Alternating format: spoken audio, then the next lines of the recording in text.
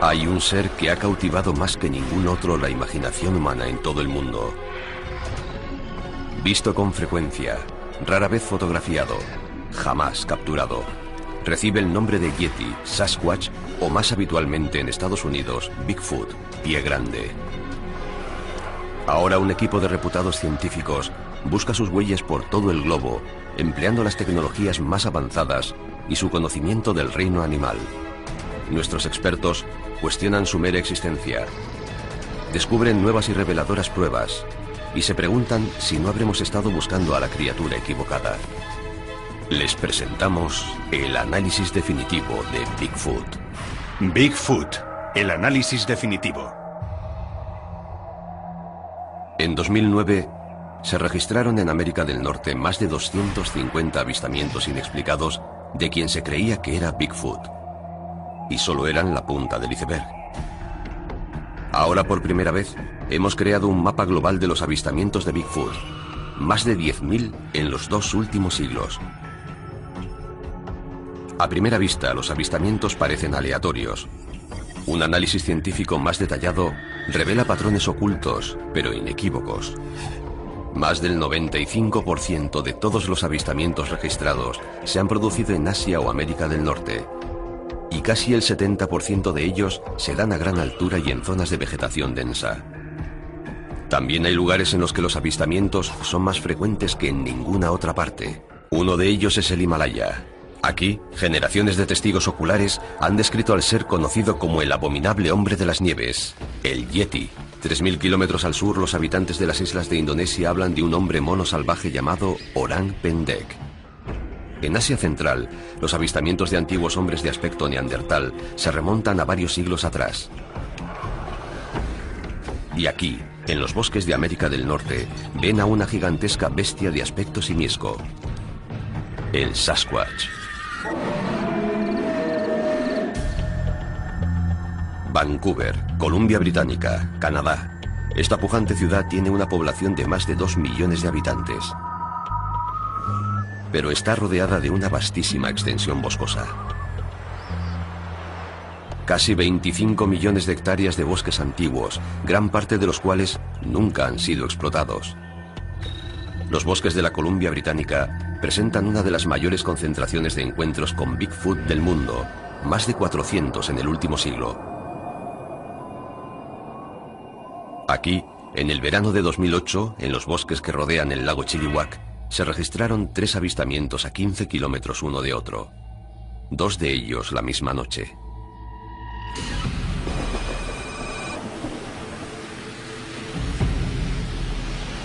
Este conductor circula solo por una remota carretera de tierra. Nunca ha creído en Bigfoot, pero está a punto de ver algo que desafiará profundamente lo que hasta ahora había considerado simples habladurías.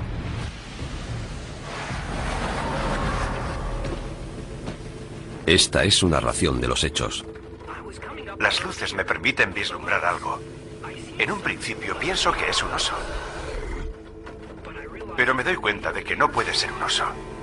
Él me ve y desaparece enseguida. Se ha movido como un ninja. Nada puede moverse así.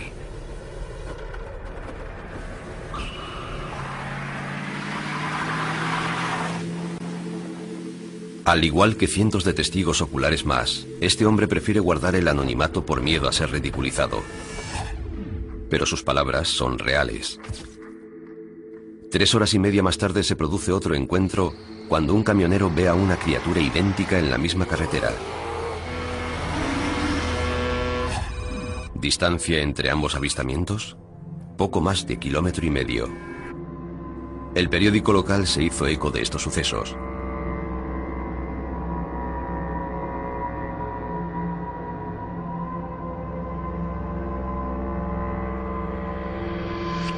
Ambos testigos estaban convencidos de que lo que vieron no era un oso.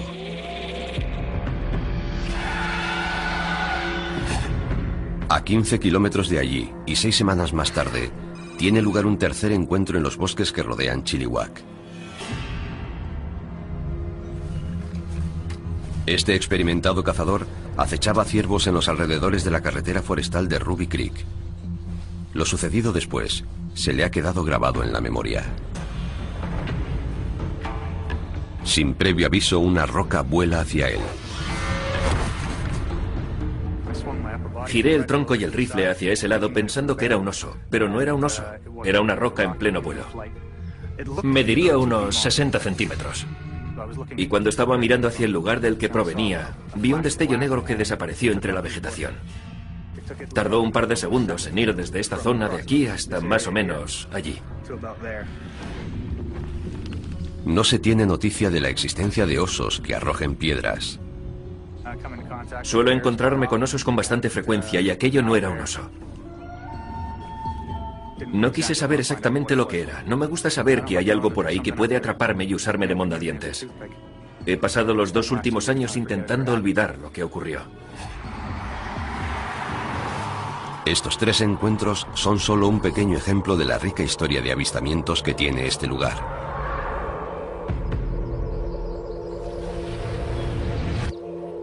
Las historias de hombres salvajes que lanzan rocas se remontan generaciones atrás en la región de Chilliwack. Julio de 1934. El indio norteamericano Tom Cedar ha salido a pescar truchas.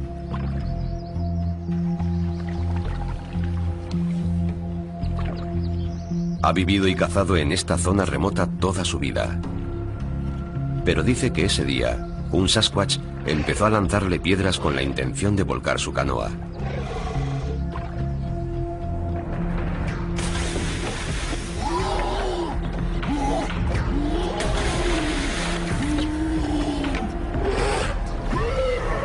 Es uno más de una serie de ataques. Y la primera vez que las tribus locales comparten con extraños su largo historial de encuentros con el Sasquatch. Este Sasquatch pintado en roca en el norte de California está fechado en el año 500 después de Cristo. ¿Cómo podemos explicar cientos de encuentros que se extienden a lo largo de varios siglos? Está claro que hay algo, ¿pero qué? 5 de los más respetados científicos del mundo se reúnen en uno de los lugares con más avistamientos de Bigfoot para resolver este misterio global, los bosques de Canadá.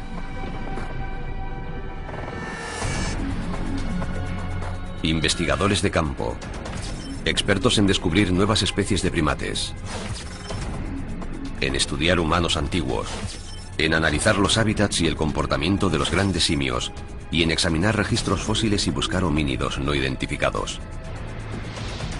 Su misión es hallar la forma de encontrar a estos seres no identificados y dejar claro de una vez por todas si existen o no. Esa es una de las preguntas más fascinantes de la exploración zoológica a las que se enfrenta la ciencia de la era moderna. Jeff Meldrum tiene experiencia de primera mano de un encuentro con lo que pudo haber sido un Bigfoot.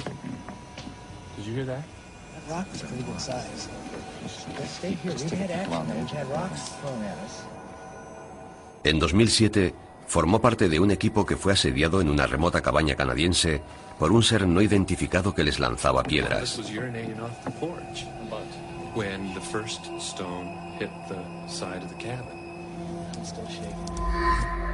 Su compañero Ian Redmond ha encabezado varias expediciones buscando pruebas de la existencia del Yeti y está convencido de que hay algo que no tiene explicación.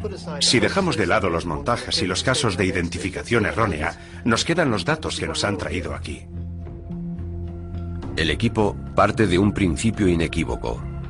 Si Bigfoot es real, debe encajar en nuestra comprensión del mundo natural, lo que significa que debe hacer todo lo que hacen otros animales, desde alimentarse a aparearse. Los científicos examinan primero las mejores pruebas existentes, imágenes de vídeo y de cine. Hay cientos de ejemplos de este tipo de imágenes en los que sale un Bigfoot. Por lo que su primera tarea es eliminar las farsas. Este vídeo, grabado cerca de la ciudad canadiense de Banff, parece convincente, hasta que comprobamos que una criatura idéntica fue vista la noche anterior promocionando un negocio local.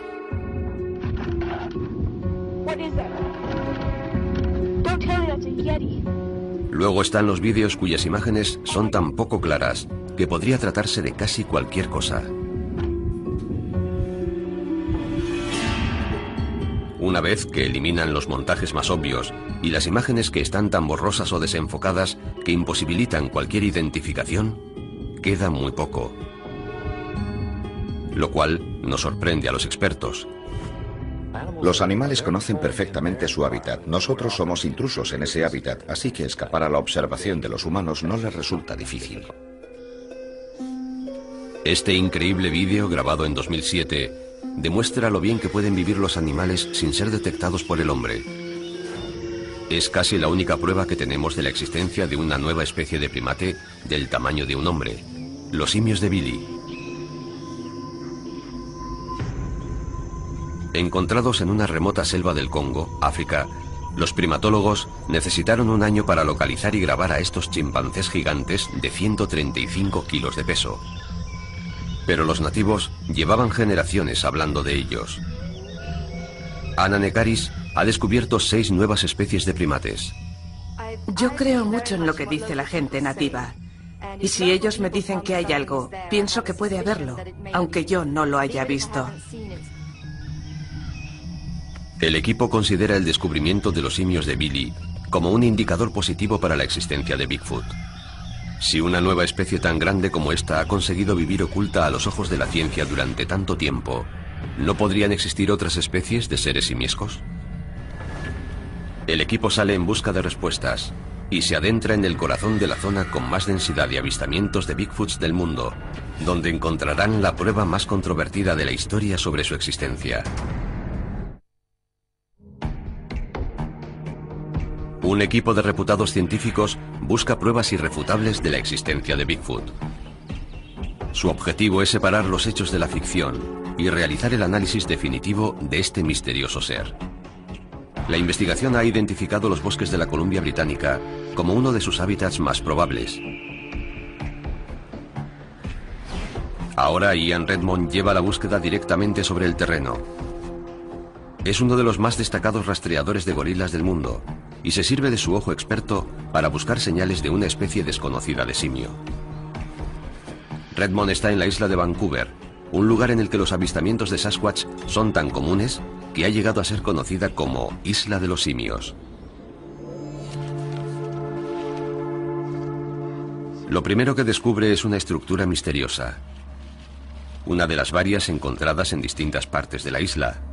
Es un ejemplo de lo que se conoce frecuentemente como una estructura de palos Sasquatch. Es fascinante. Esto lo hizo alguien. No es un accidente. No son unos árboles caídos. Si miramos alrededor, vemos árboles caídos, pero no encontraremos nada como esta estructura de palos que se mantiene en pie. Todos los grandes simios han construido nidos en los que dormir. En ocasiones se entretejían tallos de bambú que tienen más o menos este grosor y que por consiguiente es imposible que los rompa un hombre. Con ellos forman una plataforma para dormir por encima del suelo. Pero no parece que nadie haya utilizado esto para dormir. Es una estructura interesante. Pero si no es un nido, ¿qué podría ser? Esto es interesante porque esto lo rompieron antes de que se cayera. Redmond sospecha que hay otro motivo que explica la existencia de esta estructura, también común en el comportamiento de los gorilas. Una posible interpretación podría ser que su intención era decirle a otros Sasquatch que aquí hay un macho poderoso capaz de romper árboles. Pero si su intención es prevenir a los humanos para que no entren en territorio Sasquatch, no creo que funcione, porque lo único que hace es azuzar nuestra curiosidad.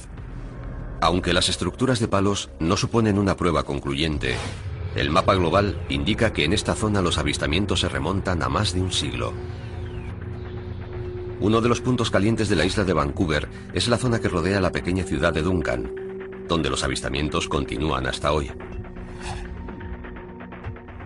Fue a 8 kilómetros de aquí, en 2005, cuando un vecino tuvo lo que él describe como un encuentro con un ser simiesco de gran tamaño. Cory Combs es un motociclista de motocross que creció en los bosques del centro de la isla.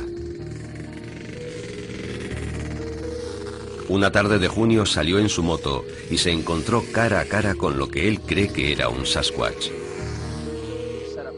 Monté el campamento y encendí un fuego. Ya se me había hecho algo tarde, y aunque oía el movimiento de los arbustos y el crujir de las ramas al ser pisadas, no le di importancia. Pero los ruidos se acercaban cada vez más y yo tenía la sensación de que algo me estaba observando. Tenía la linterna encendida, pero las pilas estaban a punto de agotarse y recuerdo que vi brillar la luz en su cara justo antes de quedarme sin pilas. Fue en ese momento cuando supe exactamente qué era lo que me estaba observando. Era un Sasquatch.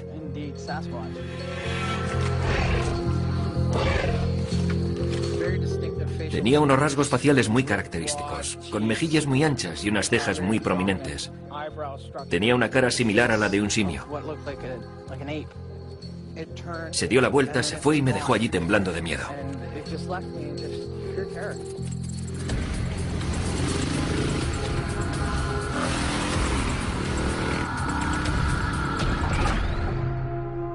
En junio de 2006 se produjo otro supuesto encuentro con un Sasquatch a menos de 30 kilómetros al oeste de Duncan.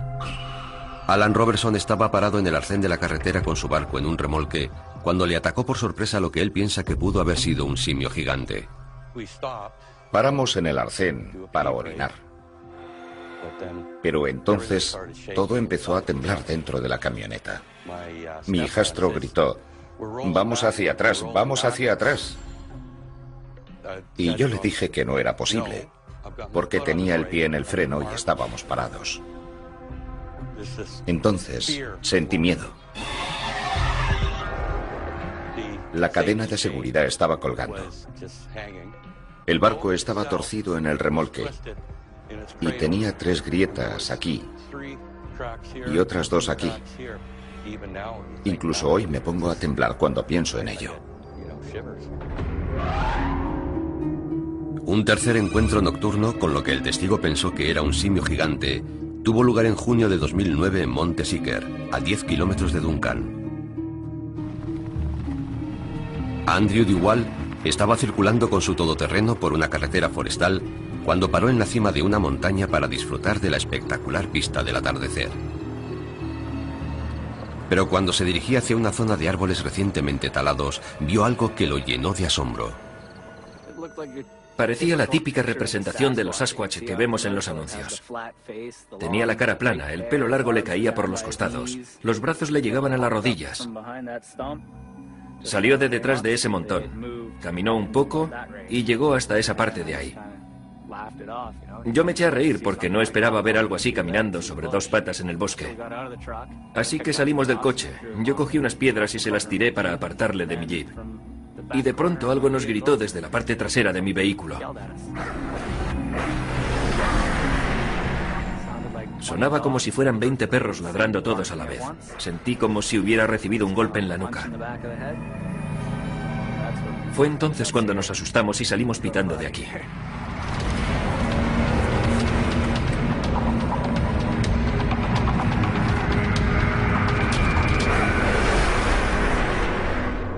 Decir que el Sasquatch aullaba como una jauría de perros puede parecer exagerado, pero los gorilas también ladran.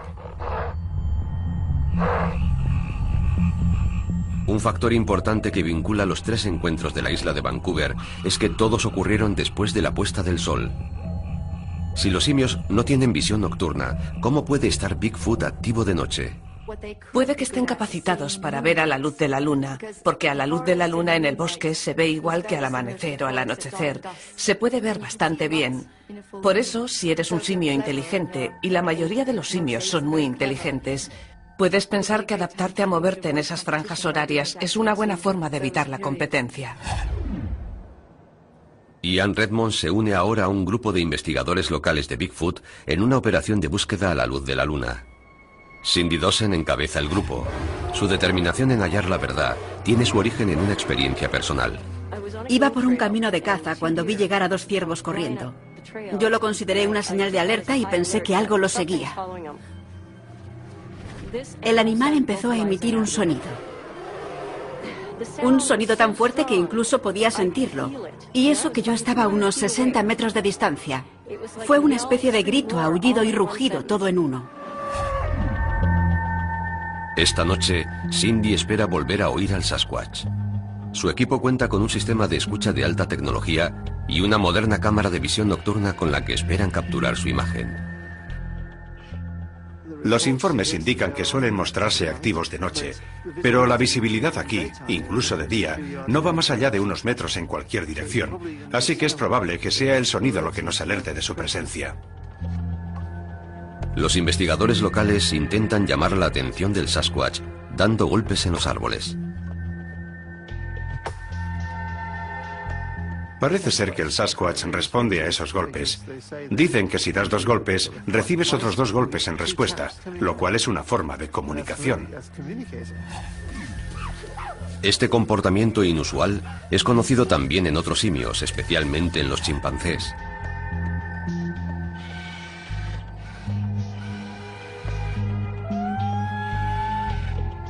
Mientras aguardan la respuesta, los investigadores intentan otra táctica con la que esperan recibir una respuesta de lo que ellos piensan que es un Sasquatch, una llamada larga que consideran que imita la llamada realizada por la hembra de la especie. Increíblemente y contra todo pronóstico, una débil respuesta.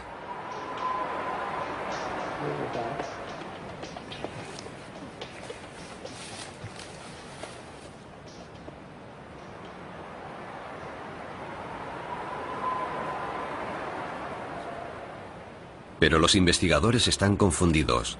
Al repetir la respuesta una y otra vez, comprueban que suena como una imitación de la llamada efectuada por Cindy Dawson. Es un sonido casi humano.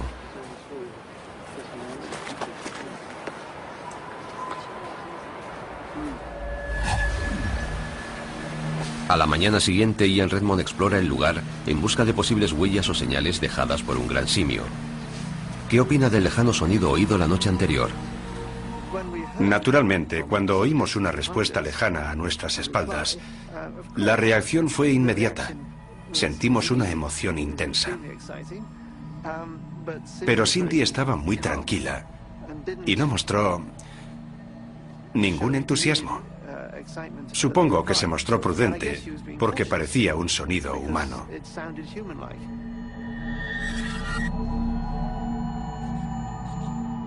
Mientras siguen con su investigación, Jeff Meldrum intenta una nueva técnica con la que espera descubrir una prueba sólida. Se ha unido al investigador del Bigfoot y especialista en hábitats, John Mionczynski. Están decididos a intentar encontrar al Sasquatch con un nuevo método nunca utilizado hasta ahora: perros rastreadores. Estos perros rastreadores son utilizados habitualmente en misiones de búsqueda y rescate, pero también en misiones de recuperación de los restos de montañeros o cazadores muertos.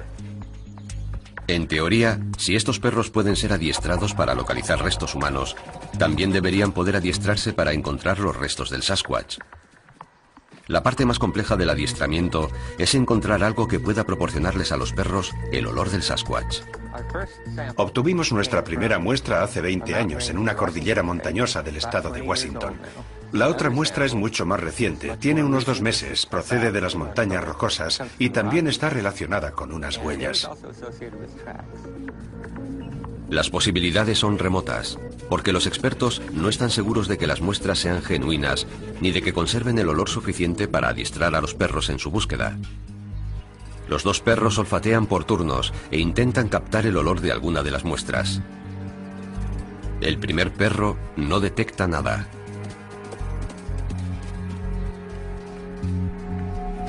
Pero el segundo capta un olor en la segunda muestra. Los adiestradores nos han dicho que los perros han reaccionado de una forma muy peculiar, lo que nos indica que se trata de una especie de animal con la que no se han encontrado hasta ahora. El hecho de que la reacción de estos perros indique que no se trata del olor de un ser humano ni de un animal con el que estén familiarizados, nos hace concebir esperanzas. El equipo necesita investigar qué clase de ser están buscando. En su búsqueda de pruebas, analizarán la más controvertida en la historia del Bigfoot, la película de Patterson. ¿Pero llegarán a una conclusión definitiva? Si no existieran los montajes, aquí tendríamos a un Sasquatch. Es uno de los mayores misterios de nuestro tiempo, la búsqueda de un ser llamado Bigfoot. 5 de los más destacados expertos mundiales en historia natural se han reunido para realizar el análisis definitivo sobre Bigfoot. Su objetivo: encontrar pruebas que demuestren su existencia. Nuestro equipo ha decidido examinar ahora la prueba más controvertida que existe: los 953 fotogramas de una película de 16 milímetros conocida como la película de Patterson. 40 segundos de imágenes mudas que han asombrado al mundo. Fue grabada aquí, en Bluff Creek, en el Parque Nacional Six Rivers del norte de California. Fue aquí donde, en el otoño de 1967, dio comienzo el mayor misterio de la historia relacionado con Bigfoot. Nuestro equipo se mantiene expectante mientras Ian Redmond y Anna Nekaris destacan la forma de caminar de esta criatura como un factor de peso a la hora de validar la autenticidad de la película. Tiene un modo de andar muy relajado, muy fluido. Está claro que se siente cómodo siendo bípedo. No se mueve con torpeza. Es interesante ver cómo balancea los brazos. Los mueve con bastante fuerza de lado a lado. Es algo que no esperaría ver ni siquiera en un orangután. Bill Sellers y Jack Ring siguen escépticos y se centran en el hombre que grabó estas imágenes y en lo que le indujo a hacerlo. Para mí la clave de esta película es la confianza. Si viéramos un fragmento de película como este, procedente de una fuente de toda confianza, tendríamos que creer lo que vemos.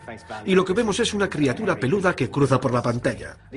Pero si no confías en la persona que grabó las imágenes y no estás convencido de que no sea un montaje, da igual lo convincente que parezca, porque todos sabemos que los expertos en efectos especiales de Hollywood pueden recrear casi cualquier cosa. El hombre que estaba detrás de la cámara era Roger Patterson.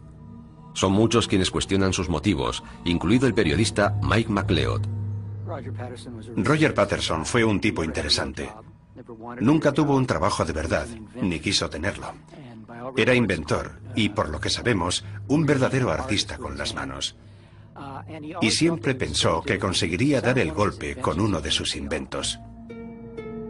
Muchos creen que el Bigfoot de Bluff Creek fue uno de los inventos de Patterson. Él pensaba que era posible que pudiera existir un ser así, y que encontrarlo sería un logro extraordinario, el invento que llevaba tanto tiempo persiguiendo. Se adentró a caballo en las montañas y habló con gente de la zona. Empezó publicando un libro en 1966. Su libro contenía el boceto de un ser asombrosamente parecido al que acabaría grabando poco más de un año después. ¿Pudo este haber sido el prototipo? Pero Roger Patterson no se conformó con escribir un libro. Pidió dinero para dirigir una película sobre Bigfoot. Compró todo lo necesario: cámaras, película virgen y caballos.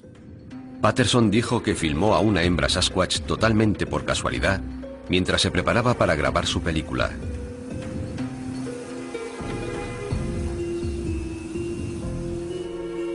Suena demasiado bonito para ser verdad. Desde entonces, la película ha sido sometida a 40 años de escrutinio científico. Desde análisis biométricos del modo de andar y la longitud de la zancada de la criatura, a marcadores que permiten calcular su altura en un entorno natural, nadie ha conseguido demostrar que sea una falsificación. El examen de un segmento aumentado digitalmente de la película permite al equipo entender por qué. Es interesante que eligiera una hembra, porque creo que la anatomía de una hembra es más difícil de falsificar. A mí me parece bastante natural, y en el caso de que sea un disfraz, pienso que está muy logrado. Si Roger Patterson quería hacer un montaje, ¿por qué se tomó la molestia de crear una hembra anatómicamente correcta? Ian Redmond coincide en que la película parece demasiado realista para ser una criatura falsa, creada por un cineasta novato. Hay partes de su anatomía que parecen muy convincentes. Parece que el pelo de la cintura es más corto y más claro. Su espalda se estrecha un poco, como la del gorila de espalda plateada. Y ahí tiene el pelo más corto comparado con el de los brazos. Parece una espalda plateada. Y en 1967, la mayoría de la gente no había visto fotografías de gorilas. Creo que es una película muy interesante. La controversia surge al analizar el giro de la cabeza. Lo que más me hace desconfiar es que gire la cabeza hacia la cámara. Me parece un gesto demasiado humano. Pero tras pasarse cientos de horas buscando gorilas en la selva, Ian Redmond está familiarizado con su forma de moverse. Si trabajas con los grandes simios, ves que muchas de sus posturas, la forma de pararse, de escuchar, de mirar, son compartidas por todos los grandes simios, humanos y no humanos. Estas imágenes de un gorila, grabadas en un parque natural, demuestran lo mucho que se parecen a los seres humanos cuando caminan erguidos. Pero el periodista Mike MacLeod piensa que tiene argumentos suficientes para destruir el mito de Patterson. Roger Patterson estaba arruinado y tenía que mantener a su familia. Cuando ruedas una película puedes gastar mucho dinero en muy poco tiempo, y eso es lo que le ocurrió a él. Creo que Patterson fue a California a rodar esa película porque necesitaba grabar la toma definitiva. Y la necesitaba porque no es posible vender una película sobre Bigfoot a menos que tengas esa toma definitiva. Me refiero a una grabación del propio Bigfoot. Nadie encontró nunca el disfraz. Puede que estuviera hecho de piel de vaca o que lo alquilara a una tienda de disfraces. Pero en cualquier caso, Patterson trasladó su sensibilidad artística a la película que grabó en el 67 y el tiempo la ha convertido en un icono. Jeff Meldrum discrepa.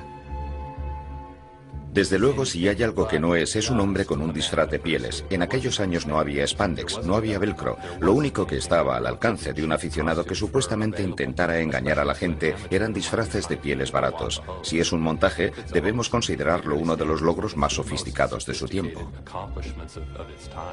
Yo no puedo estar de acuerdo con eso. Yo veo estas imágenes y, teniendo en cuenta los antecedentes del director, pienso que es un hombre disfrazado, sin ninguna duda. Roger Patterson se llevó la verdad a la tumba, jurando que tanto su película como el Sasquatch eran auténticos. No debería extrañarnos que Roger Patterson creyera en la existencia de un ser como ese y que decidiera rodar una película falsa. Lo interesante aquí es que esa es su visión del aspecto que tendría esa criatura. El equipo sigue discrepando. 2 creen que pudo ser un Sasquatch. 2 no. Y 1 está indeciso. Pero montaje o no, y tal y como revela nuestro mapa global, hay un hecho que no admite discusión. En los años posteriores a la película de Roger Patterson, empezaron a verse muchos Bigfoots en lugares como Ohio, Pensilvania, Maryland, Texas y Montana, que apenas tenían una historia previa de avistamientos. En apenas 10 años se han producido más avistamientos que en los 150 anteriores, y la tendencia continúa. ¿De verdad han visto todos esos testigos un Bigfoot? Según mi experiencia, los montajes han sido muy pocos y muy espaciados. El reto ahora es discriminar los casos de identificación errónea y los excesos de imaginación de los investigadores demasiado entusiastas para quienes cada bulto o cada sonido percibidos en la noche del bosque son prueba de actividad Sasquatch. Ocurre igual que con el monstruo del lago Ness. Todo el mundo que ve un bulto en el agua espera que sea el monstruo. El equipo decide investigar este aumento masivo de avistamientos. Uno de los lugares con mayor aumento de avistamientos de seres tipo Bigfoot es Florida.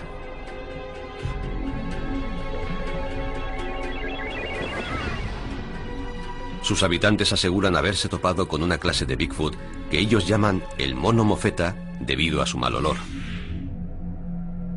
En diciembre de 2000, estas 2 fotografías fueron enviadas al departamento del sheriff de Sarasota. Supuestamente muestran a un mono mofeta de entre 150 y 180 centímetros de altura que entró en el jardín de un vecino.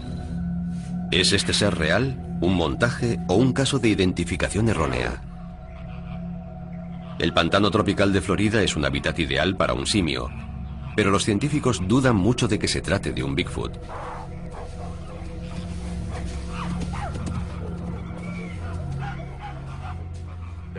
Se ha puesto en libertad una enorme variedad de mascotas, especialmente en el sur de Florida. Sabemos que los primates pueden sobrevivir en estos hábitats. La capacidad de adaptación de los chimpancés es muy buena y en Florida abunda la comida para ellos. Tener chimpancés y orangutanes como mascotas se puso de moda en los años 70, justo cuando aumentaron los avistamientos de monos mofeta. Es habitual que alguien compre una cría de primate y lo conserve hasta que se hace un poco mayor y más fuerte. Muchas veces suelen comprarlos ilegalmente y los tienen sin permiso. Y solo se necesitan 2 o 3 primates para empezar una población. Un chimpancé puede vivir 60 años sin ningún problema. Así que hubiera bastado consultar unos cuantos hace unas décadas.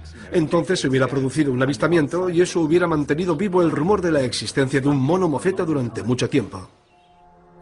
El equipo cree que el aumento de avistamientos de monos mofeta en Florida, más de 200, es un caso de identificación errónea provocado por la película de Patterson. Es posible que estos monos mofeta no sean nada más que unos chimpancés fugados. Pero no todos los avistamientos tienen una explicación tan sencilla. La zona que plantea más dudas al equipo es la región costera del noroeste de Norteamérica. Una región que se extiende desde el norte de California hasta bien entrado Canadá y que comprende Oregón y el estado de Washington. Este lugar tiene una historia ininterrumpida de avistamientos. La palabra Sasquatch es original de esta región y ya hace siglos los indios que vivían aquí describieron avistamientos de una tribu de gigantes peludos. Puede que esta sabiduría antigua sea la clave para resolver el misterio de Bigfoot.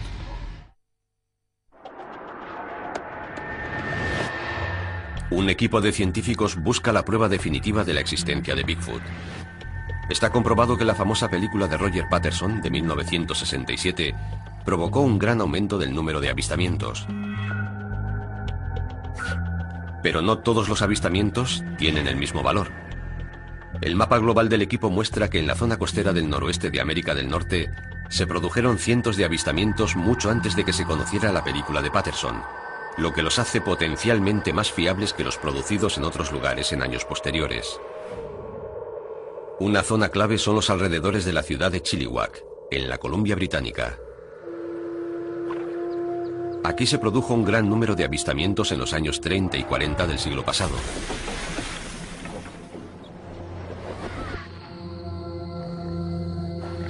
Uno de los encuentros mejor documentados se remonta a julio de 1934 en un remoto bosque situado al borde de la reserva de los indios Chehalis.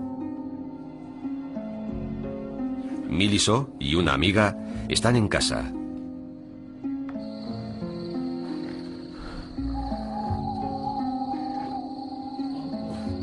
Esta noche se enfrentarán a una criatura que ellas pensaban que no era más que una leyenda local.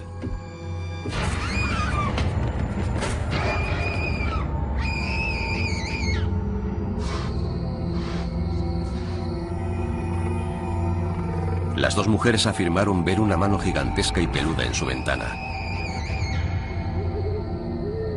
Y declararon que una criatura monstruosa asedió su casa toda la noche.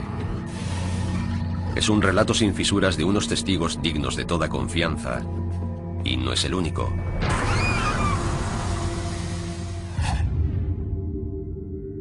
A medida que avanzamos en el tiempo en nuestro mapa global, cada vez son más numerosos los avistamientos que tienen lugar en las cercanías de Chilliwack.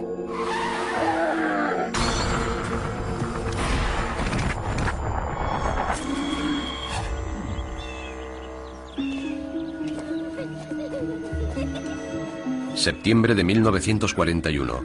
Estos son Jenny Chapman y sus hijos. Una familia respetable, conocida y querida en su comunidad. Es una tarde como muchas otras. Los niños juegan mientras Jenny cuelga la colada. Su marido Jack está trabajando en el ferrocarril. Están solos. Su casa, situada a kilómetros del pueblo más cercano, está al borde de un denso bosque. Y algo se oculta en él.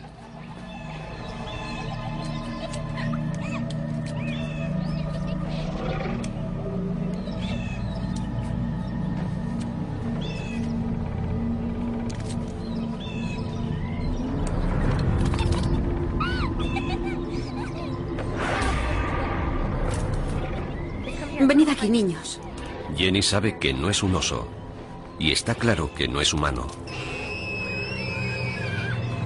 De lo único que está segura es de que jamás ha visto algo igual. Jenny Chapman y sus hijos huyen despavoridos.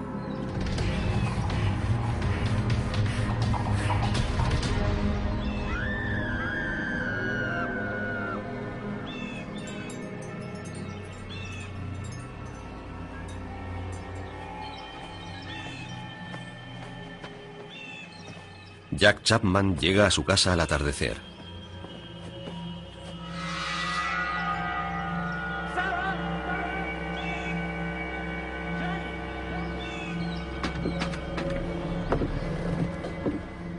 Jack encuentra unos extraños pelos de color marrón rojizo enganchados en el marco de la puerta.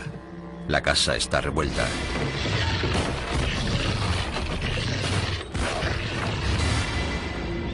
Alguien ha levantado y destrozado un barril de pescado de 135 kilos de peso y ha robado su contenido.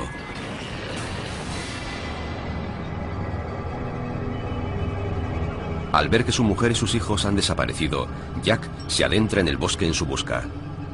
Finalmente logra encontrar a su familia, que había buscado refugio en el pueblo más cercano. Los Chapman jamás regresan a su antigua casa.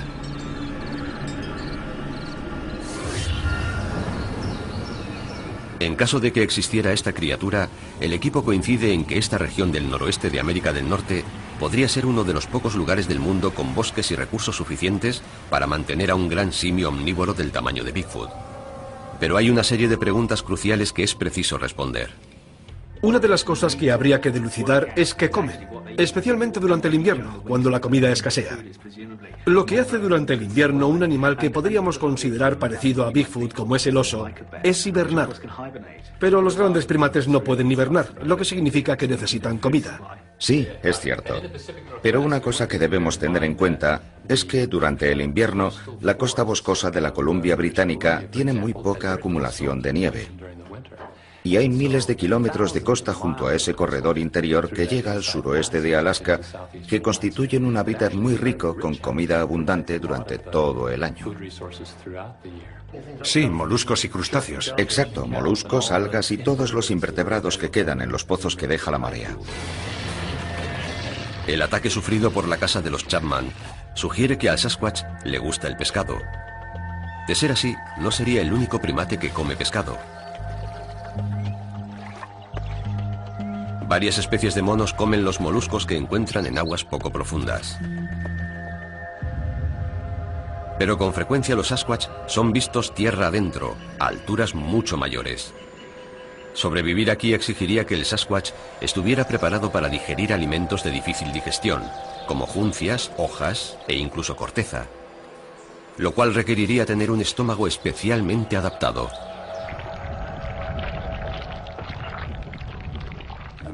Un intestino muy largo que exigiera mucho tiempo para digerir les permitiría procesar la comida más fibrosa como las hojas y demás.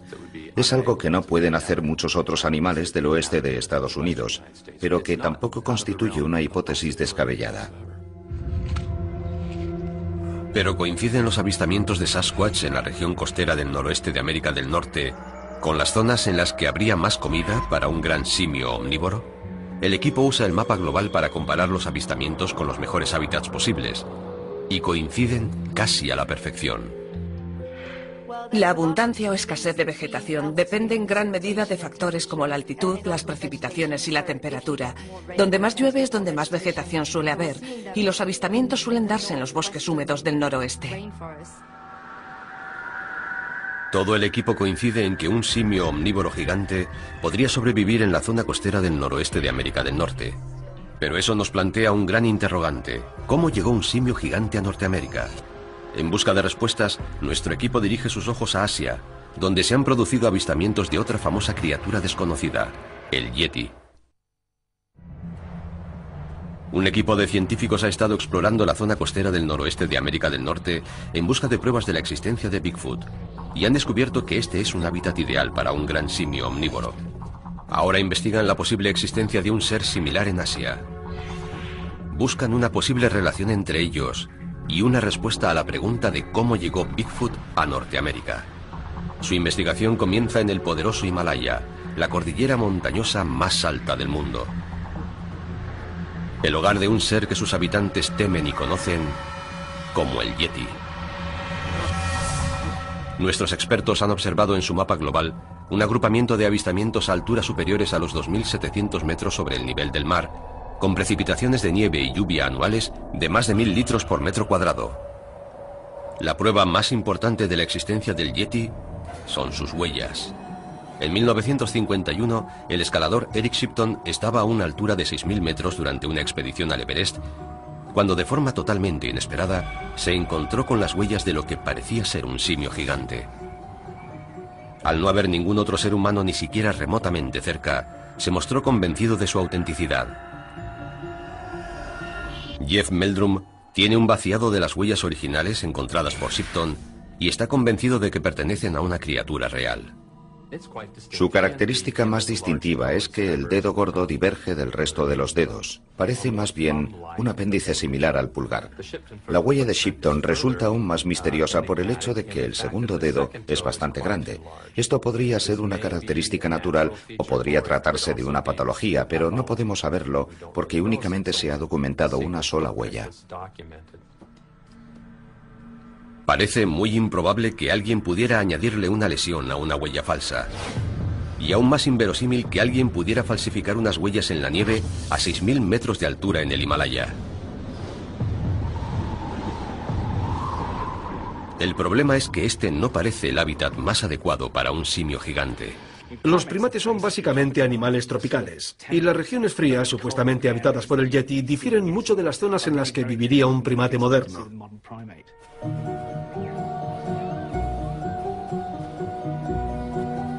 Pero hay excepciones. Estos macacos japoneses viven a una altura superior a los 3.000 metros y en una región más septentrional que ningún otro primate conocido. Se han adaptado a sobrevivir a temperaturas que rondan los menos 20 grados centígrados. ¿Podría el yeti haberse adaptado a vivir en el mismo entorno? Hay otros primates que se han adaptado a vivir a gran altura y tienen un hábitat muy amplio. No creo que los yetis vivan en la nieve. Su hábitat son los bosques donde encuentran su comida. Cuando visité Nepal me impresionó la cantidad de plantas comestibles que había, similares a las que comen los gorilas de las montañas. Tanto la comida de la que podría alimentarse el yeti como sus huellas indican que podría tratarse de una criatura estrechamente emparentada con un gorila de las montañas gigante. Pero quienes viven aquí afirman haberlos visto despedazar yaks y cabras con sus garras. Algo que parece imposible, puesto que los simios carecen de ellas. Ian Redmond ofrece una explicación sencilla a este dilema basándose en su experiencia. Yo me encontré los restos de una cabra salvaje que había sido devorada por un depredador y cerca de allí vi las huellas de un felino. Y supongo que cualquier homínido inteligente que se encontrara un animal cazado por otro depredador se aprovecharía inmediatamente de su hallazgo. Más que dedicarse a matar yaks y cabras, el yeti sería un carroñero. El equipo carece de más pruebas. Los monjes tibetanos y nepalíes consideran los pelos y los huesos de los yetis como reliquias sagradas. Se ha analizado el ADN de algunas muestras, pero hasta ahora casi todas han sido identificadas como pertenecientes a otros animales conocidos. Claro que el yeti no es la única criatura gigante desconocida que vive en esta aislada parte del mundo. A menos de 500 kilómetros del Everest, en las junglas montañosas de las colinas Garo al norte de la India, hay una larga historia de avistamientos de una criatura casi idéntica que allí recibe el nombre de Mandeburung.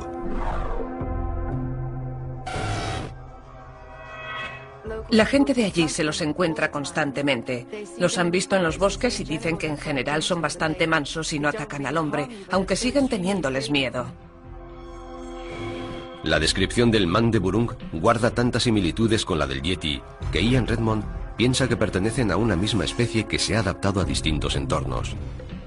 Yo lo considero el yeti de las tierras bajas. Habita en las calurosas y húmedas selvas tropicales del norte de la India. Las pruebas de la existencia de este yeti de las tierras bajas son incluso más difíciles de encontrar.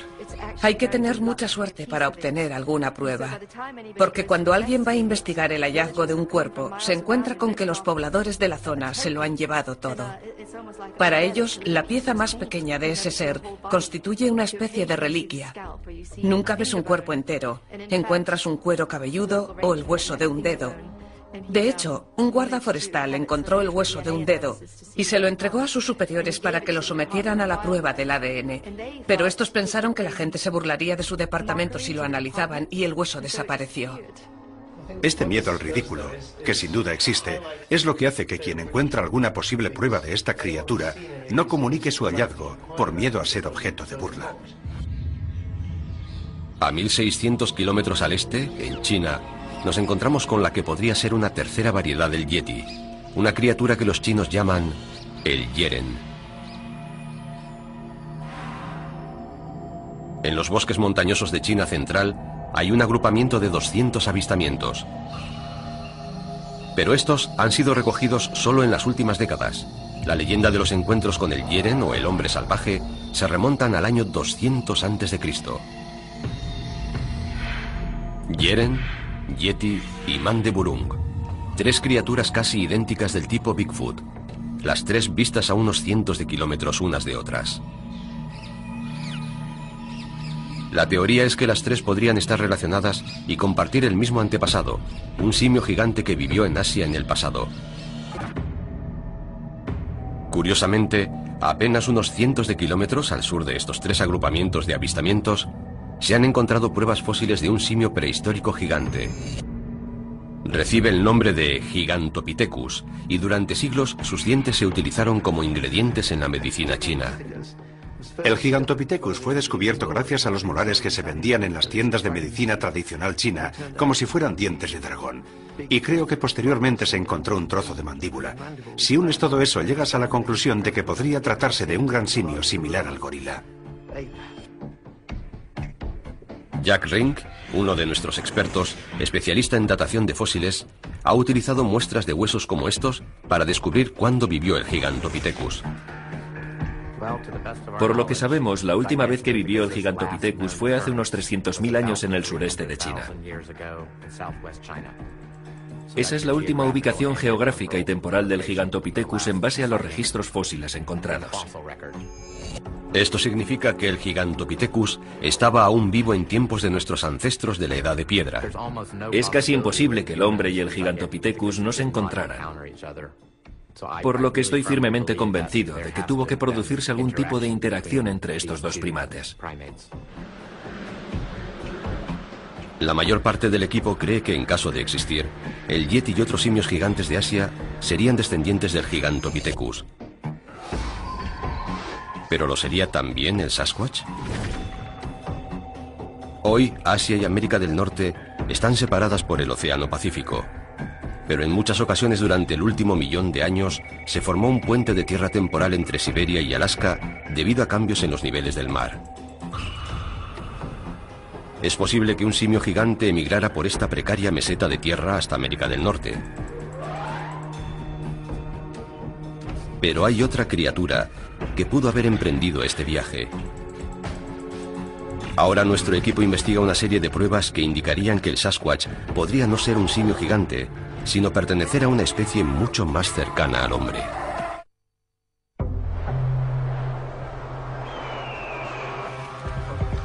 Una tarde de verano de 2007, Robert Wilson circula por una zona de bosques muy densos de la isla de Vancouver. Él no lo sabe, pero este lugar tiene una larga historia de avistamientos de Bigfoot. De repente ve algo totalmente inesperado. Acababa de cruzar el puente de Morin Creek cuando vi algo entre los árboles que parecía ser un oso. Reduje la velocidad y vi algo que solo puedo describir como un hombre peludo de gran tamaño. Una especie de cavernícola, por decirlo así, con rasgos similares a los del hombre de Neandertal. Era tan grande como un oso, pero no era un oso. Tenía rasgos humanos. Yo no podía creer lo que veía en mis ojos, pero lo cierto es que lo vi muy claramente. El increíble avistamiento de Wilson apunta a la posibilidad de que el Sasquatch pudiera no ser un simio gigante, sino una especie de hombre prehistórico. El mapa global de nuestros expertos revela cientos de avistamientos de humanos gigantes parecidos al Neandertal en toda Asia. La mayor concentración se da en las montañas del Cáucaso, al sur de Rusia. Estos avistamientos fueron tan numerosos que con el tiempo estas criaturas recibieron un nombre. Los llaman almas o almasti, que significa gente salvaje. Uno de los informes más convincentes y fiables sobre los almas está documentado en 1925. El general Mikhail Stepanovich Topilsky, del Ejército Rojo ruso, intentaba capturar por sorpresa a quienes creía que eran soldados rebeldes ocultos en una remota cueva.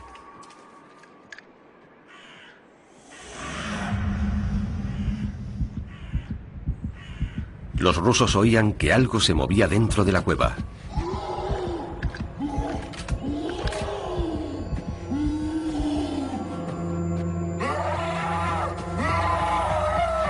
¡Disparen!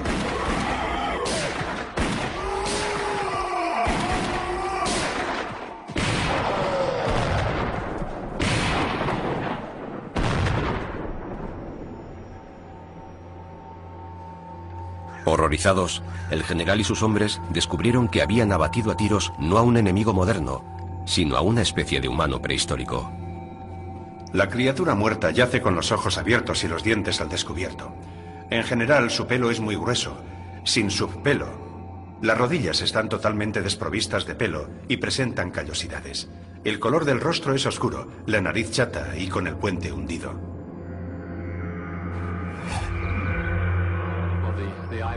El testigo describe al almas como una criatura de cuerpo musculoso y torso poderoso, ojos hundidos, cejas pobladas, mejillas prominentes y mandíbulas poderosas. Una descripción que podría corresponder a un neandertal.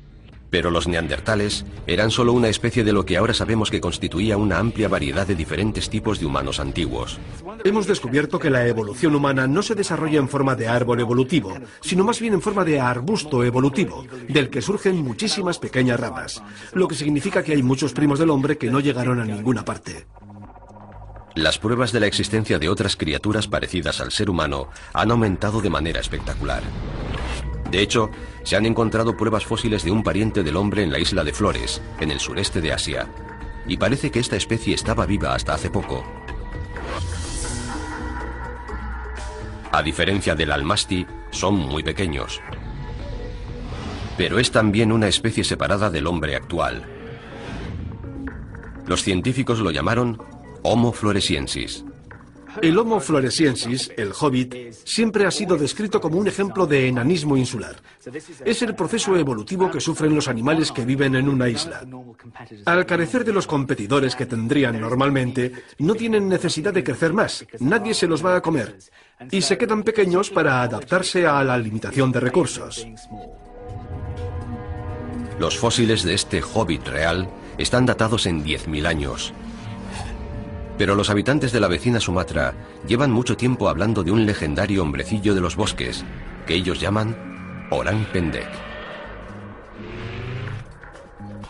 ¿Podría tratarse de la misma criatura o es quizás una subespecie aún más primitiva? Anna Nekaris ha trabajado mucho en el sureste de Asia, donde ha descubierto nuevas especies de primates. Y está convencida de que las historias locales sobre el Orang Pendek son fidedignas y de que se trata de una criatura real. Los nativos suelen ser extremadamente fiables. Ciertamente se aprende mucho cuando escuchas las historias que narran los habitantes de estos lugares remotos. Lo que me resulta fascinante es la vida que ha insuflado a la leyenda, por decirlo así, el descubrimiento reciente del Homo floresiensis, el hobbit. La posibilidad de que exista una población remanente de homínidos o de otro tipo de primates podría no ser tan descabellada. Curiosamente, justo cuando estas historias locales han demostrado que la existencia del Orang Pendek podría tener visos de realidad, nuevos descubrimientos han sacado a la luz lo que podrían ser los restos de un verdadero almasti. En marzo de 2010 se hizo un sorprendente descubrimiento en la frontera entre Rusia y Kazajistán, justo en la misma región donde se produjo el encuentro de 1925. A partir del hueso de un dedo, los científicos identificaron otra especie humana. La llamaron la mujer X o el homínido de Denisova. Tenemos a esta mujer X que han identificado a partir del hueso de un pie del que han extraído el ADN. Y el ADN de ese hueso difiere tanto del ADN de otros humanos modernos y de los neandertales que pensamos que podría pertenecer a otra especie completamente diferente. De hecho, la existencia de múltiples especies de humanos sea probablemente la norma. Los científicos piensan que este homínido estaba emparentado con el Homo floresiensis. Algunos de nuestros expertos creen que los remanentes de múltiples especies de humanos podrían seguir vivos todavía. En la actualidad nos cuesta creer que podamos estar conviviendo con otros seres bípedos, cuando lo cierto es que es algo que hemos hecho durante 1 millón de años, aunque solo lo supimos con certeza en los años 80. Exacto. ¿Por qué debería ser el presente la excepción a la regla que parece haber prevalecido durante millones de años? Un nuevo y asombroso descubrimiento en China podría proporcionar al equipo otro posible candidato en su intento de explicar el origen de Bigfoot. Se trata de un antepasado gigantesco del neandertal llamado Homo heidelbergensis. Hasta hace poco se creía que se había extinguido hace más de 250.000 años. Pero según Jeff Meldrum, estos nuevos restos descubiertos podrían cambiar esa datación. Lo extraordinario del caso es que las fechas preliminares se han fijado en unos 12.000 años atrás, una datación muy reciente. Este hallazgo sugiere que el heidelbergensis aún seguía vivo en Asia cuando los primeros humanos modernos emigraron a Norteamérica. Al igual que ellos, pudieron haber cruzado el puente de tierra que una vez conectó Siberia y Alaska. Ahora el equipo examinará si el Sasquatch de Norteamérica podría ser un tipo de humano primitivo.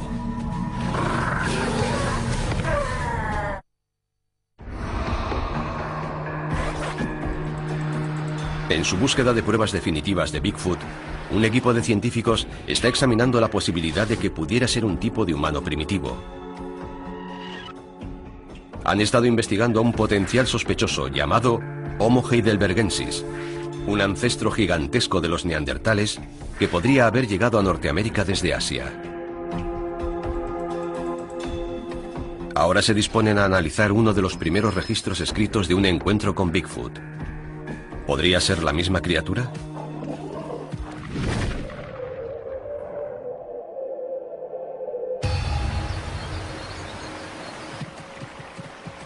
...1891... Hermann Gilbert y su cuñado viajan al oeste a reclamar unas tierras. Están en el norte de California, en el extremo sur de las montañas Cascade. Es la misma zona en la que hace 76 años Roger Patterson grabó su famosa película en la que salía una criatura parecida a un simio gigante. Pero todo parece indicar que lo que están a punto de ver puede que no sea un simio, sino algún tipo de ser humano. Ambos conocen las historias locales sobre el ¿qué es eso? Un monstruo legendario al que hay que evitar a toda costa. Hermann descubre unas huellas gigantescas.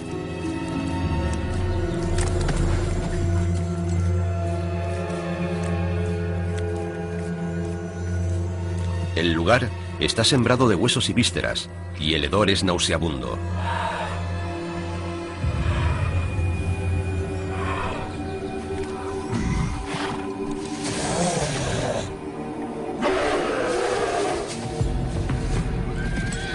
Entonces ven a la criatura, un enorme hombre peludo, bañado en sangre, que se aporrea el pecho y aúlla de ira.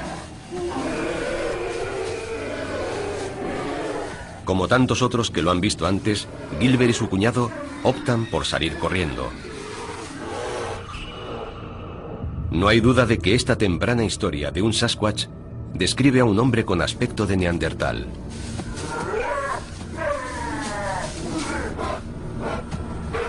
Un posible candidato a ser Bigfoot es un antepasado del neandertal llamado Homo heidelbergensis. El heidelbergensis era el humano antiguo más grande que se conoce. Tenemos especímenes que alcanzan los 2 metros de altura, aunque es fácil que hubiera otros que fueran mucho más altos. Pero Jeff Meldrum piensa que el comportamiento del Sasquatch es demasiado salvaje para ser considerado el de un ser humano. En el caso del Homo heidelbergensis, dado su grado de sofisticación e inteligencia y su evolución cultural, parece improbable que hubiera abandonado todos sus atributos de humanidad para adoptar un estilo de vida salvaje en el bosque.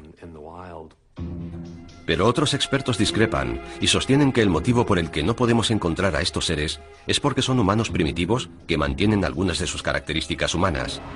Puede que sigan practicando rituales humanos, como el de enterrar a sus muertos. Puede que los entierren en tumbas sin marcar. Ellos no se mueren y se pudren en el bosque. Hay algún tipo de ceremonia que explicaría por qué no se encuentran sus restos. Puede que, debido a la competencia, estas especies humanas inteligentes, de cerebro desarrollado, se estén esforzando para evitar al hombre y hayan adoptado un comportamiento más o menos críptico y actúen a unas horas en las que no los vemos o en hábitats que nosotros no pisamos. Pero a veces nuestros mundos se cruzan, como descubrieron los Chapman cuando saquearon su casa en 1941. El Homo heidelbergensis podía fácilmente levantar y destrozar un barril de pescado de 135 kilos. Los fósiles nos demuestran que el heidelbergensis tenía huesos mucho más gruesos que los del hombre actual. Los huesos pesan mucho, lo que significa que si tienes huesos gruesos, necesitarás tener músculos bastante grandes para moverlos. Si tienes huesos gruesos y músculos grandes, eres más fuerte. Esta estructura ósea y muscular más fuerte podría también explicar por qué se ha visto a estas criaturas correr a velocidades superiores a los 55 kilómetros por hora. La clave de la velocidad es la potencia. Un velocista necesita un motor más grande, una gran masa muscular. Puede que estuvieran hechos para la velocidad. Los velocistas más rápidos de hoy tienen una altura media de 1,90 y corren a 43 kilómetros por hora. Un heidelbergensis superfuerte de 1,95 no tendría problemas en ser más rápido. Y eso no es todo. Las historias de indios norteamericanos describen a los Sasquatch como hombres peludos lanzadores de rocas, lo cual encaja con la descripción del Homo heidelbergensis. Las tribus de la zona costera del noroeste de Norteamérica también hablan de la atracción que siente el Sasquatch por las mujeres humanas. Estas historias tienen cientos de años de antigüedad, pero incluso hoy en día protegen a sus mujeres cuando creen que Bigfoot merodea por el lugar. Cuando gente no perteneciente a su tribu visita esos lugares, escoltan a las mujeres hasta sus vehículos para asegurarse de que abandonan la reserva sin problemas. A mí, personalmente, me han escoltado al salir de una reserva porque creían que había un Bigfoot en la zona. Cindy Dossen es una mujer que dice saber lo que es ser perseguida por un Sasquatch. En abril de 2008 estaba en los bosques que rodean la montaña Maple, en la isla de Vancouver, cuando una criatura gigante no identificada la persiguió.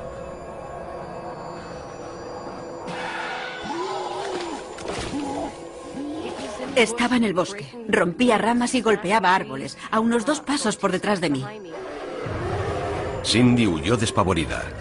Aquella cosa me gritó y chilló, y tuve que salir corriendo. Sentía su presencia pisándome los talones. La criatura la persiguió durante cientos de metros hasta que Cindy llegó a su coche y se fue a toda velocidad. Cuando subí al coche empecé a llorar. Me derrumbé.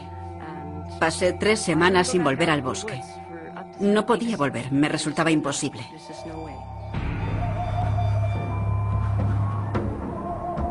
¿Fue este un encuentro cercano con un Sasquatch macho que buscaba pareja? Algunas leyendas indias hablan incluso de Sasquatch que han tenido hijos con mujeres humanas. Existe una tradición oral que narra algo ocurrido en el pasado. Habla de unos niños que tienen una vida muy corta porque crecen con gran rapidez. Son niños poco despiertos que no aprenden su lengua ni sus tradiciones. Pero si el Sasquatch es realmente un heidelbergensis, aparearse con humanos no sería algo tan descabellado como podría parecer. Investigaciones genéticas recientes han revelado que los primeros humanos modernos se aparearon con éxito con neandertales. Hay mucha gente en la actualidad que sigue llevando genes de neandertal.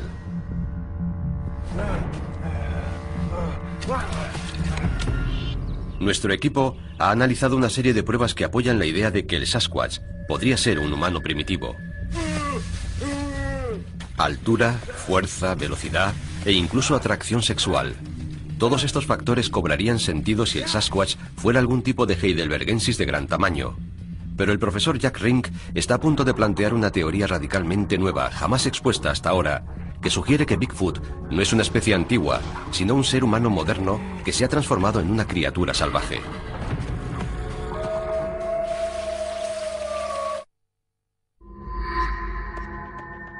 Nuestros científicos creen que hay dos explicaciones para Bigfoot, si es que existe.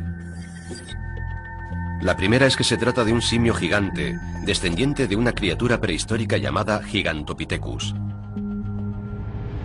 Según la segunda hipótesis, Bigfoot sería una especie sin identificar de un antiguo homínido, posiblemente el Homo heidelbergensis. Pero ahora el equipo explora una tercera posibilidad, una nueva teoría que se centra en la zona costera del noroeste de Norteamérica.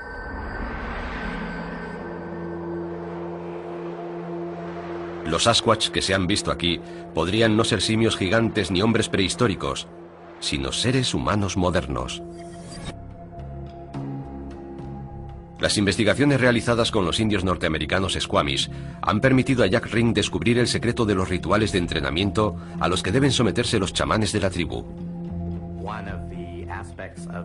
La tradición oral de la nación Squamish narra cómo la gente se vuelve literalmente salvaje tras someterse a un proceso chamánico que les exige abandonar la tribu y vivir en soledad periodos de más de 10 años, durante los cuales se alimentan de comida silvestre y permanecen aislados de sus congéneres. Lo que significa que, aparentemente, aún existe gente salvaje. Las pistas que ayudaron a revelar esta innovadora teoría las descubrió en la escarpada costa de la Columbia Británica uno de los principales expertos en la nación Squamish, el profesor Rudy Reimer. Reimer buscaba herramientas de piedra utilizadas por sus antepasados cuando se asentaron en este lugar hace más de 10.000 años. La gente cogía piedras y las modificaba para recolectar, cazar y realizar una amplia variedad de actividades. Pero Reimer siguió encontrando herramientas de piedra en lugares apartados y misteriosamente muchas parecían haber sido utilizadas en tiempos recientes. Las encontramos en lugares muy extraños, en zonas remotas de difícil acceso. Por lo que yo, en calidad de miembro de esta nación india y arqueólogo, empecé a plantearme una serie de preguntas. ¿Qué hacían aquellas herramientas en lugares tan apartados? Rudy Reimer se dio cuenta de que los yacimientos que había estado excavando estaban en tierras que los Squamish siempre habían considerado sagradas y que por tanto nunca habían sido habitadas.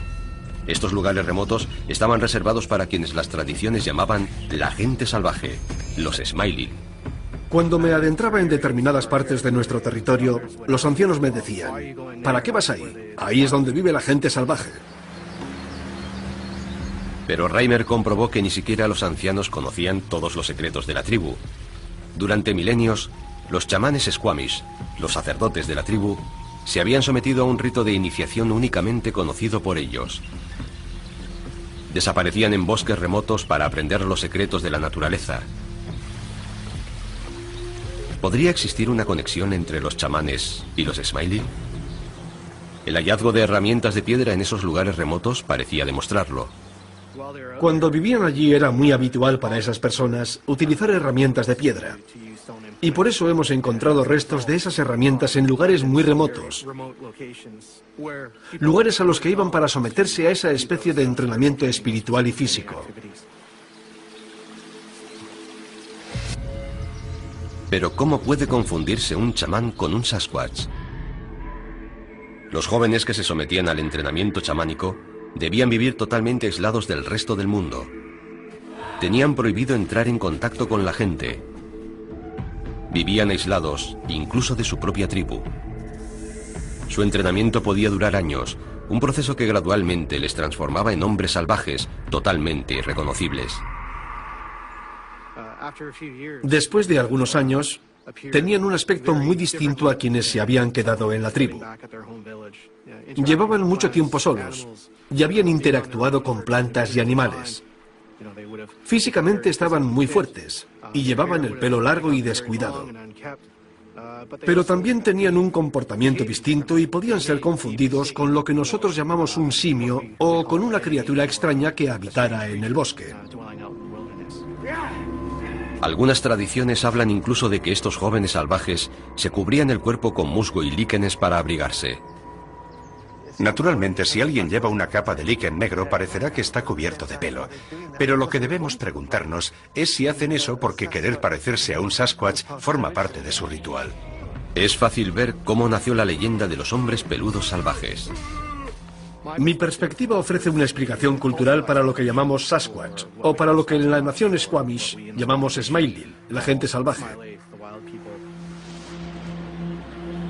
Explicar al Sasquatch como un caso de identificación errónea solo sería posible si el entrenamiento chamánico estuviera vigente hoy en día en los bosques de la Columbia Británica. Y aunque resulte increíble, parece ser que es así. Se sigue haciendo hoy en día. Son personas que se integran en su entorno natural y que se someten a varios tipos de entrenamiento. Son personas que traen mensajes importantes de su entorno natural. Y no son solo los Squamish. Tribus de todo el noroeste de Norteamérica mantienen tradiciones similares que impulsan a algunos de sus miembros a elegir una vida salvaje. ¿Podrían más de 400 testigos, a lo largo de más de 100 años, haber visto a unos chamanes Squamish? ¿Pueden unos ritos de iniciación chamánica explicar los avistamientos producidos en otras partes? La pregunta es si esta teoría podría explicar todos los avistamientos de Sasquatch producidos en Norteamérica. ¿Podría ser esta la respuesta al misterio de Bigfoot? Para que eso fuera posible, ese concepto de vuelta a la vida salvaje debería estar vigente en muchas tribus. Dudo de que la esencia de lo que Bigfoot representa para tantas culturas de Norteamérica pueda resumirse en una explicación tan simple.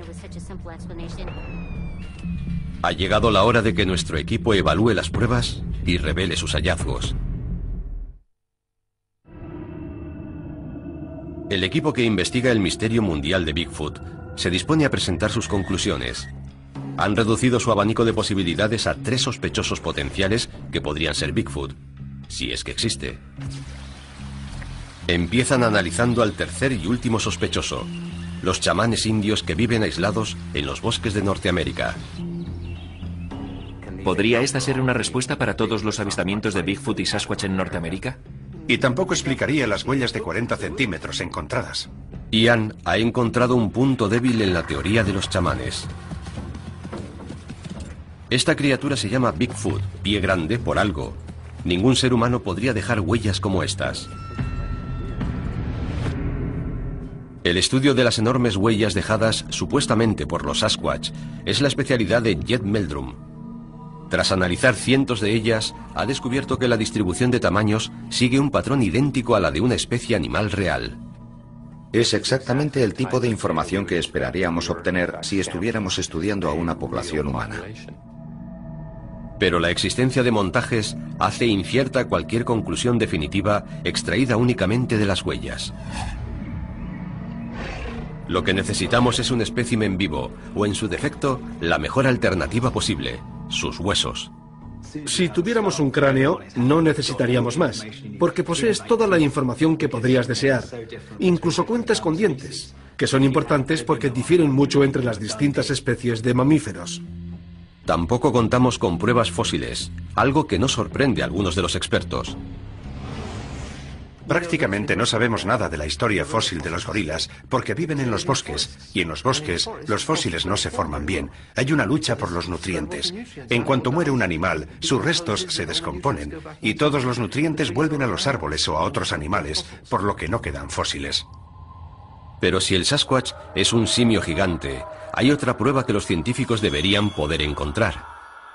Si se alimentan de toda esa materia vegetal, tienen que producir muchos desechos. Puede que los entierren, que su tradición sea cavar un hueco, defecar en él y cubrirlo, y que por eso no hayamos encontrado nunca sus excrementos. Lo único que tienen los científicos son pruebas inquietantes.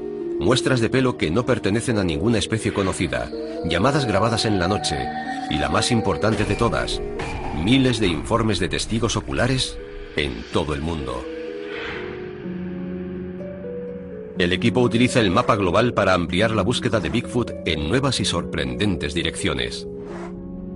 El análisis de las zonas de avistamientos ha revelado fascinantes nuevas teorías sobre su posible hábitat, su comportamiento y su ascendencia. Y lo más importante de todo, ha demostrado cómo la película de Roger Patterson de 1967 desencadenó una oleada de avistamientos sin precedentes que sigue hasta hoy.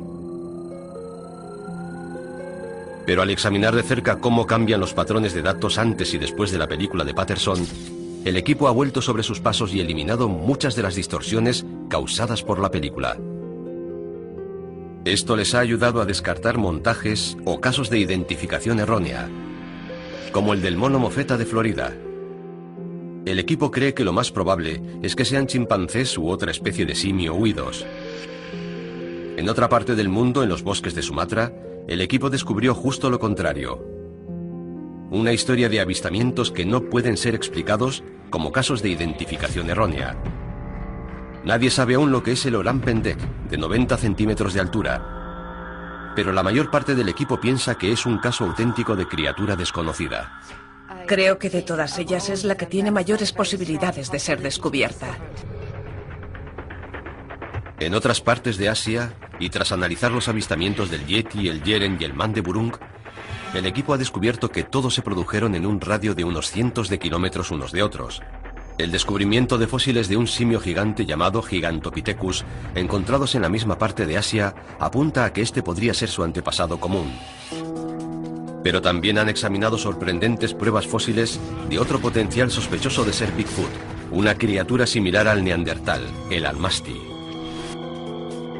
Si tales criaturas existen, deberían haber llegado a Norteamérica procedentes de Asia por el ahora desaparecido puente de tierra llamado Beringia. Y la pregunta final que deben responder nuestros expertos es si de verdad lo hicieron. Bill Sellers cree que no. Este es un caso clarísimo de falta de pruebas sólidas.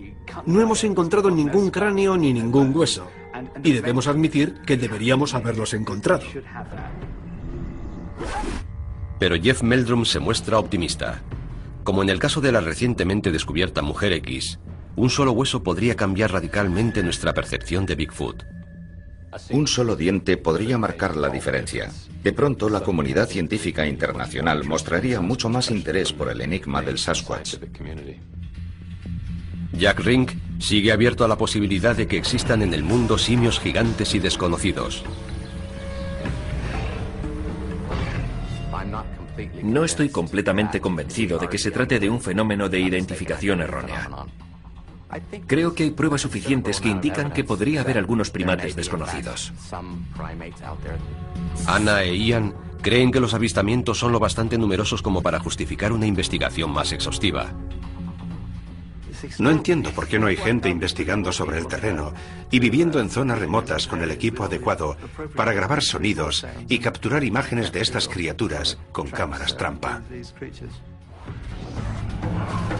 ¿Pero qué criatura esperan encontrar? Ciertamente hay una gran discrepancia de opinión respecto a la naturaleza del Sasquatch. Hay quienes, como yo mismo, piensan que su naturaleza está mucho más cercana a la de un simio. Pero otros mantienen que es algún tipo de ser humano. Si fuera ese el caso, tendríamos que redefinir qué comprende la etiqueta de humano.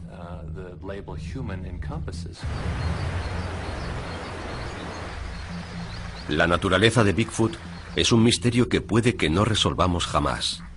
Como muchas especies extintas, podría haberse desvanecido en la historia sin dejar ningún resto físico. Pero si aún sobrevive, lo más probable es que se oculte en los lugares más remotos e inexplorados de nuestro planeta, manteniéndose constantemente un paso por delante de nosotros.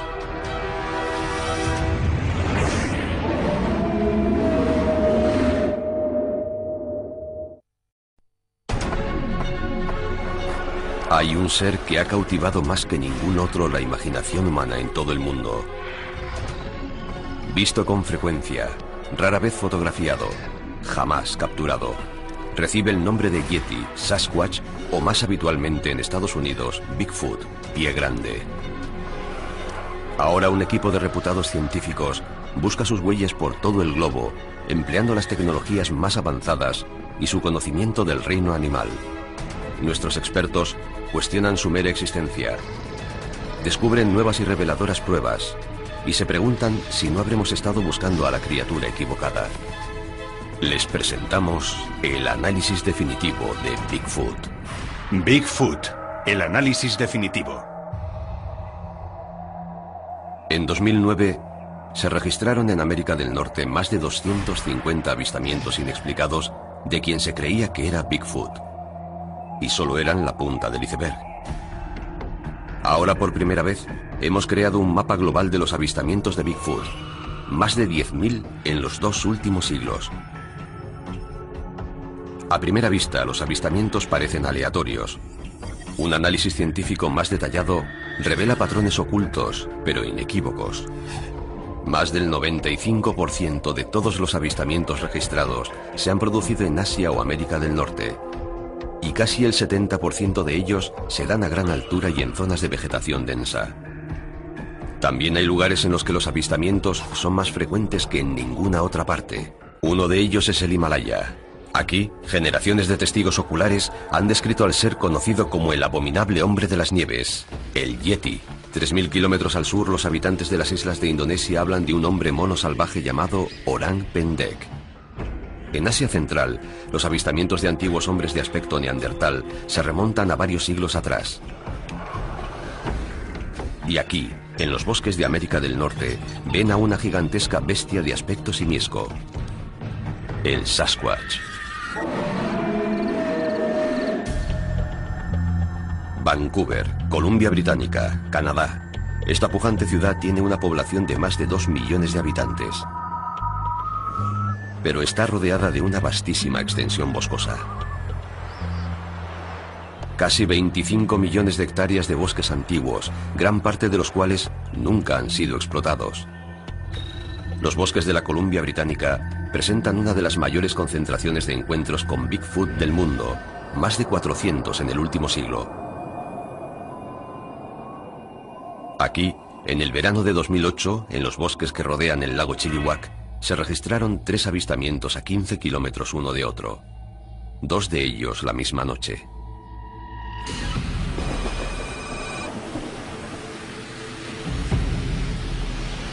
Este conductor circula solo por una remota carretera de tierras encontradas en distintas partes de la isla. Es un ejemplo de lo que se conoce frecuentemente como una estructura de palos Sasquatch. Es fascinante. Esto lo hizo alguien. No es un accidente. No son unos árboles caídos. Si miramos alrededor, vemos árboles caídos, pero no encontraremos nada como esta estructura de palos que se mantiene en pie. Todos los grandes simios han construido nidos en los que dormir. En ocasiones se entretejían tallos de bambú que tienen más o menos este grosor y que por consiguiente es imposible que los rompa un hombre. Con ellos forman una plataforma para dormir por encima del suelo. Pero no parece que nadie haya utilizado esto para dormir. Es una estructura interesante. Pero si no es un nido, ¿qué podría ser? Esto es interesante porque esto lo rompieron antes de que se cayera. Redmond sospecha que hay otro motivo que explica la existencia de esta estructura, también común en el comportamiento de los gorilas. Una posible interpretación podría ser que su intención era decirle a otro Sasquatch que aquí hay un macho poderoso capaz de romper árboles. Pero si su intención es prevenir a los humanos para que no entren en territorio Sasquatch, no creo que funcione, porque lo único que hace es azuzar nuestra curiosidad. Aunque las estructuras de palos no suponen una prueba concluyente, el mapa global indica que en esta zona los avistamientos se remontan a más de un siglo. Uno de los puntos calientes de la isla de Vancouver es la zona que rodea la pequeña ciudad de Duncan, donde los avistamientos continúan hasta hoy. Fue a 8 kilómetros de aquí en 2005 cuando un vecino tuvo lo que él describe como un encuentro con un ser simiesco de gran tamaño. Corey Combs es un motociclista de motocross que creció en los bosques del centro de la isla. Una tarde de junio salió en su moto y se encontró cara a cara con lo que él cree que era un Sasquatch. Monté el campamento y encendí un fuego. Ya se me había hecho algo tarde, y aunque oía el movimiento de los arbustos y el crujir de las ramas al ser pisadas, no le di importancia. Pero los ruidos se acercaban cada vez más y yo tenía la sensación de que algo me estaba observando. Tenía la linterna encendida, pero las pilas estaban a punto de agotarse y recuerdo que vi brillar la luz en su cara justo antes de quedarme sin pilas. Fue en ese momento cuando supe exactamente qué era lo que me estaba observando. Era un Sasquatch.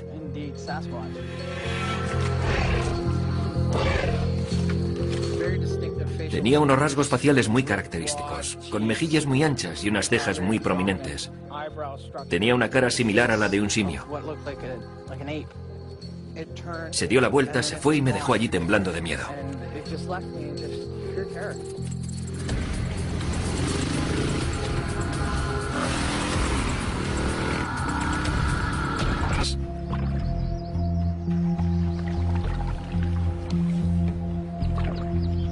Ha vivido y cazado en esta zona remota toda su vida.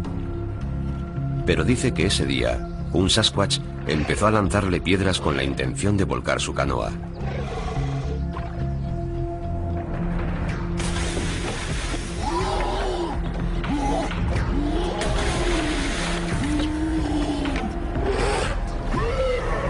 Es uno más de una serie de ataques. Y la primera vez que las tribus locales comparten con extraños su largo historial de encuentros con el Sasquatch. Este Sasquatch pintado en roca en el norte de California está fechado en el año 500 después de Cristo. ¿Cómo podemos explicar cientos de encuentros que se extienden a lo largo de varios siglos? Está claro que hay algo, ¿pero qué? 5 de los más respetados científicos del mundo se reúnen en uno de los lugares con más avistamientos de Bigfoot para resolver este misterio global, los bosques de Canadá.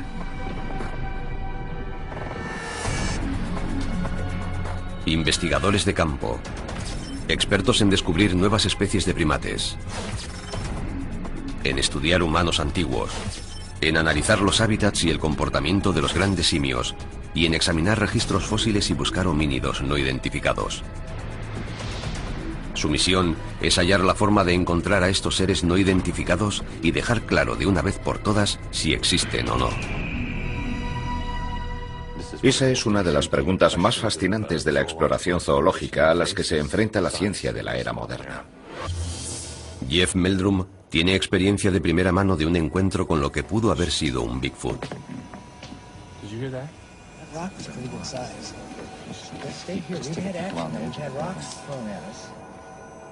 En 2007, formó parte de un equipo que fue asediado en una remota cabaña canadiense por un ser no identificado que les lanzaba piedras.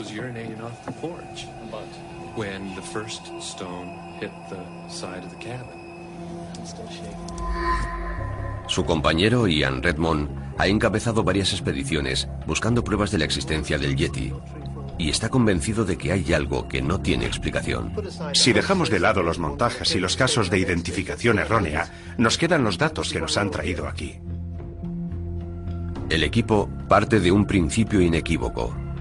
Si Bigfoot es real, debe encajar en nuestra comprensión del mundo natural, lo que significa que debe hacer todo lo que hacen otros animales, desde alimentarse a aparearse. Los científicos examinan primero las mejores pruebas existentes, imágenes de vídeo y de cine. Hay cientos de ejemplos de este tipo de imágenes en los que sale un Bigfoot. Nunca ha creído en Bigfoot, pero está a punto de ver algo que desafiará profundamente lo que hasta ahora había considerado simples habladurías.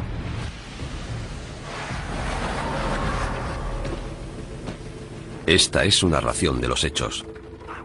Las luces me permiten vislumbrar algo. En un principio pienso que es un oso. Pero me doy cuenta de que no puede ser un oso. Él me ve y desaparece enseguida. Se ha movido como un ninja. Nada puede moverse así.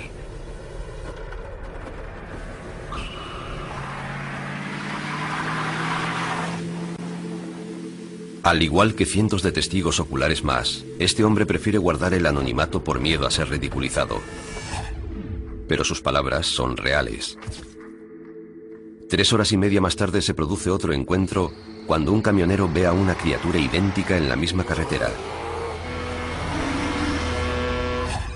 ¿Distancia entre ambos avistamientos? Poco más de 1,5 kilómetros. El periódico local se hizo eco de estos sucesos.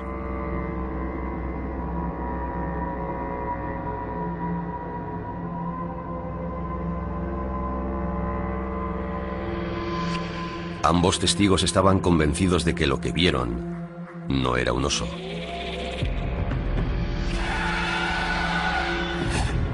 A 15 kilómetros de allí, y 6 semanas más tarde, tiene lugar un tercer encuentro en los bosques que rodean Chilliwack.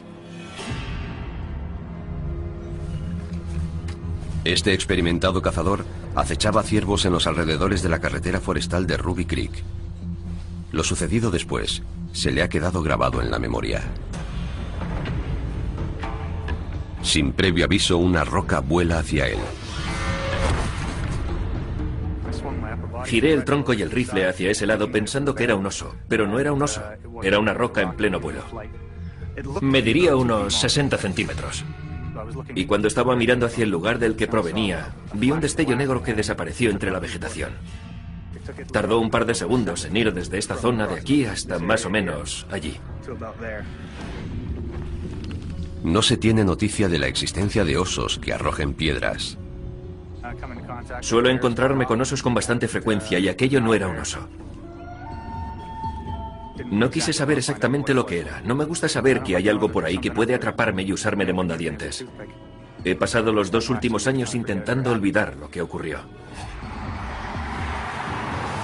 Estos 3 encuentros son solo un pequeño ejemplo de la rica historia de avistamientos que tiene este lugar.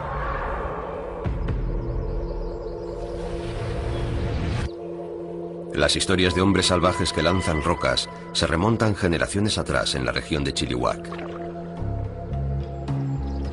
Julio de 1934. El indio norteamericano Tom Cedar ha salido a pescar truchas, por lo que su primera tarea es eliminar las farsas. Este vídeo, grabado cerca de la ciudad canadiense de Banff, parece convincente, hasta que comprobamos que una criatura idéntica fue vista la noche anterior promocionando un negocio local.